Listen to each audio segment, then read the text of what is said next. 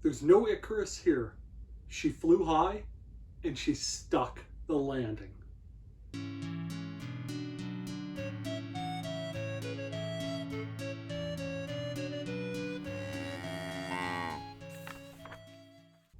Hi everyone, I'm Jacob. I'm the Cowhat Librarian, and I'm delighted tonight to talk about the final book in the Skyborn trilogy, Phoenix Flight by the very talented Jessica Khoury. It's been a long haul for this series. Not in terms of time, the first book didn't come out that long ago after all, but there has been undeniable progress, let me tell you. I recorded videos about the first two books in this series a while back, and my commentary about the first book wasn't entirely positive. I liked it, I was looking forward to the sequel, but as I recall, I was unimpressed that the story didn't have a clean ending. It felt a lot like the final couple chapters should have been the first chapters of the next book. I felt that it should have ended like the end of Star Wars, as a complete story in and of itself that nevertheless could have sequels developed after it, when in fact it ended mid-story. I was disappointed about that, and as I recall, and as one of the commenters on this channel pointed out, I gave Khoury a little bit of criticism for using what I felt was a substantial number of cliches in the writing of the first book. And I wondered at the time how the sequels would match up. I'm happy to say that her progression has been astonishing.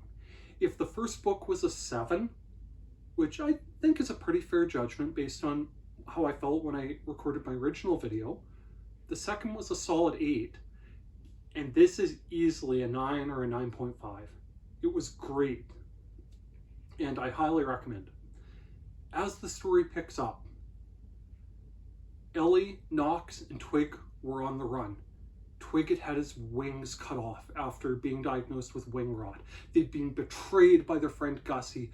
The king was after them, and it seemed like Nox had died. And at the end of the second book, Ellie set him out on a funeral pyre, only to see him be reborn as a phoenix. And this book picks up after that. Ellie tries to convince Nox that he has a destiny, that his status as a phoenix meant something, that he could lead the clans, that he could retake the land of Tyrolus and get their ancestral home back from the Gargles, that he could do all these great things, and that she believed in him.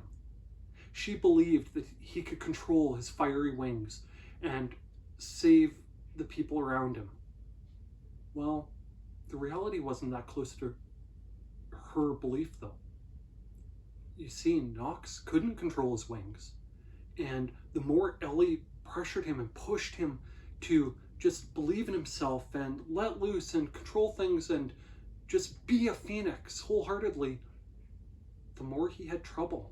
And when she tried to prove to him that he could control it, in fact he couldn't, and Ellie ended up burnt.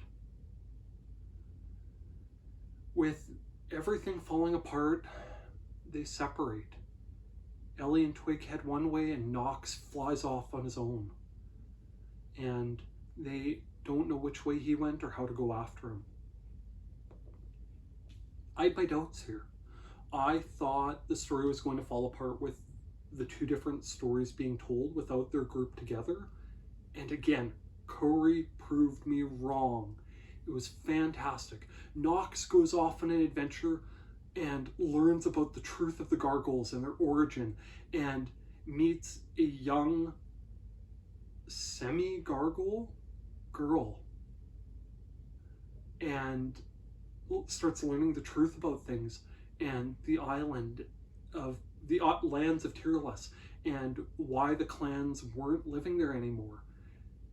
Meanwhile, Ellie is off with Twig, and they keep running into people and circumstances and learning what's been going on, the king has decided that all the sparrows are traitors and wants to cut all their wings off. She runs across the prince of the clans, who has left his father and is trying to find out how he can actually help people because he knows his dad's gone too far. She runs into her friend Zane, who she was friends with as a child, until he became a Goldwing and she became a fugitive. And they continue their quest and continue seeing the bad things the king is doing and try to find a way to get Skystone to people suffering from wing rot. And they run into Gussie. And Ellie doesn't want to trust her, but eventually she realizes the truth. That Gussie had to betray them to save her sister. She didn't have a choice. It was her family or her friends, and she tried to save her family as best she could. It was amazing, folks. The story ramped up like nobody's business.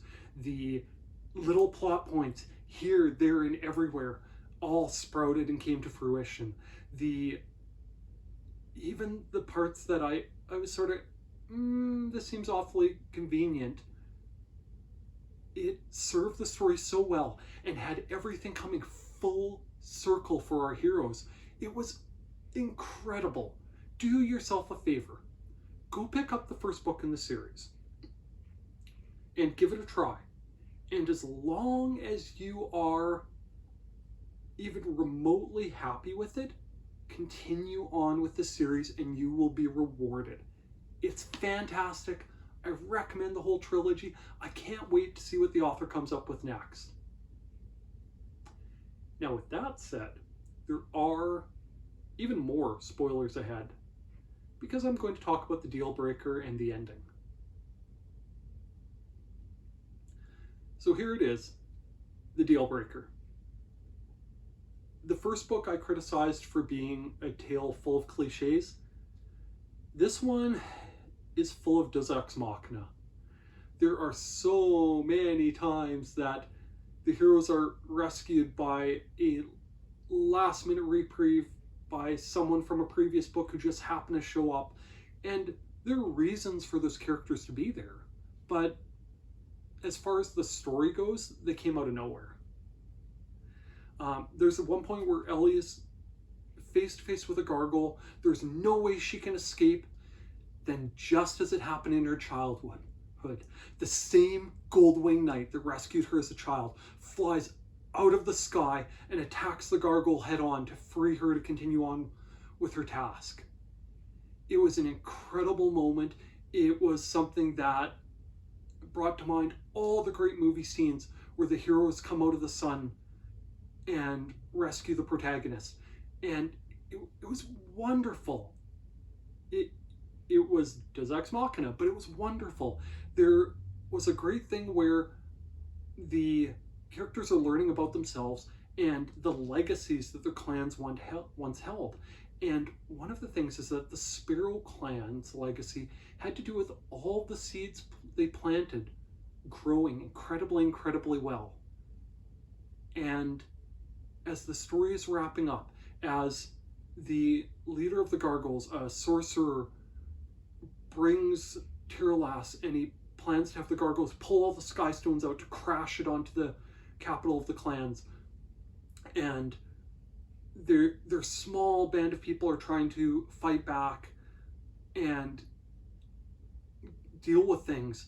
And one by one, the different groups of people that Ellie and her friends met along the way come to save them, come to fight alongside them, including the entire Sparrow clan taking up arms. And Nox sums it up and says that, well, this is from your legacy. You've been planting seeds all along with these people, and they've sprouted and bloomed. I loved it, folks. I got choked up at a few points near the ending. And the fact that they have the happy ending, they make it back to Tyrellas, they retake it, they defeat the Gargoyles for once and all. evil king who kept power for all the high clans is gone, and they find out that a part of Tirles was in fact where the sparrows originally were from. And there they find something they didn't expect, a shield with their clan logo with swords crossed over it, a sign that there were sparrow warriors. And in the end, Ellie is knighted to become one of them, one of the new Goldwings. I can't recommend it enough, folks. It was phenomenal. If you have readers in your lives who like epic quests, if you have readers in your lives who love plucky young heroines who defy the odds, if you like stories of prophecies and legends and people reclaiming their ancestral homes, you'll like it. Go borrow the whole series from your local library. I don't think you'll be disappointed. And on that note, if you use and appreciate the services your local public library offers, why not take just a minute and tell the powers that be exactly that? Tell your mayor, tell your local council member, tell your MLA that you appreciate and value public libraries. We're at a time where some public libraries aren't getting sustainable funding to keep increasing the services and materials that you value so much. And a few words in the right ears could do a world of difference. And if by some chance you are a library staff member watching this, don't forget, watching my videos counts as professional development time. With that, thank you for listening to me gush tonight about this book and this series in general. By all means, please like, please subscribe, and please check back to see what else I have to talk about from the Cowhat Library. Thank you. Bye now.